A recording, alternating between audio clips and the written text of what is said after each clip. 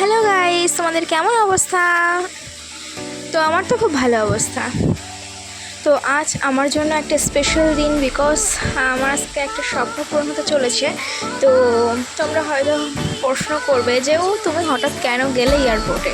এই তো সবে কয়েকদিন হলো তুমি কলকাতা থেকে মুম্বাইতে গেলে। তো আমার আজ স্পেশাল দিন, কারণ আমার আজ একটা স্বপ্ন পূরণ হতে চলেছে। স্বপ্নটা হচ্ছে, আমার খুব ইচ্ছে ছিল একটা ইসলামিক কান্ট্রি ট্রিপে যাওয়ার। তো আমরা এসে গেছি, দুবাই যাব, সেজন্য এসছি অ্যাকচুয়ালি। তো আমরা ফ্লাইটে উঠেও পড়েছি। তোমাদের মনে কোশ্চেন জাগতে পারে যে এখানে সবাই মুসলিম কেন রিলিজিয়ানে? তো সবাই নয়, কিছু কিছু মানুষ রয়েছে, বিকজ ইসলামিক কান্ট্রি ট্রিপে যাচ্ছি তো থাকবেই। তো তো আমাদের ফ্লাইট ছিল ইমিরেটস। তো ফ্লাইট টেক অফ করে গিয়েছে। তো তো নিজেকে একটা কথাই বলতে ইচ্ছে করছে যে আমার স্মৃতির খাতায় আরও একটা নতুন পাতা যুক্ত হলো, যেরকমটা ঠিক কলকাতা থেকে মুম্বাই আসার সময় আমি বলেছিলাম। তো বাই বাই মুম্বাই বলে আমি দুবাইয়ের উদ্দেশ্যে রওনা দিলাম।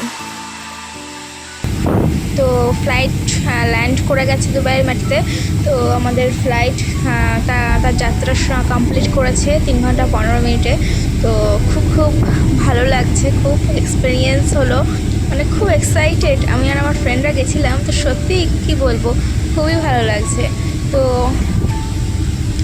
দুবাই এয়ারপোর্টে চলে এসেছি। তো তোমাদের মানে কোশ্চেন জাগতে পারে যে ও নিজেকে কেন দেখায় না? তো এটা ইনভিজিবলে থাকছে, কোনো না কোনো একদিন তোমাদেরকে আমি নিজেকে দেখাবই, তোমরা অপেক্ষা করো শুধু। তো যে কদিন দুবাইতে রয়েছে সে কদিন কিন্তু তোমাদের দুবাইয়ের ভিডিও তোমাদের সঙ্গে শেয়ার করব। দুবাই।